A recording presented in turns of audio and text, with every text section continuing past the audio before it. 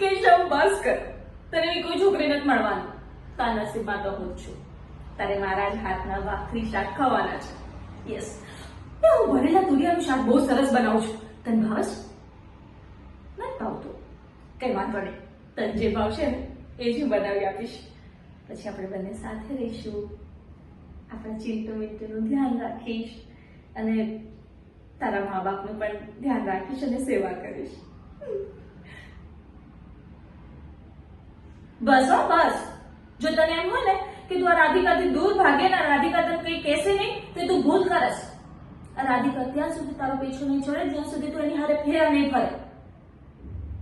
મને પૂરી ખાતરી છે કે તું રાધિકા સાથે જ ફેરા ફરીશ, કારણ કે દર વખતે કે કેશવ રાધાની વાર્તા અધૂરી ના રહી જાય.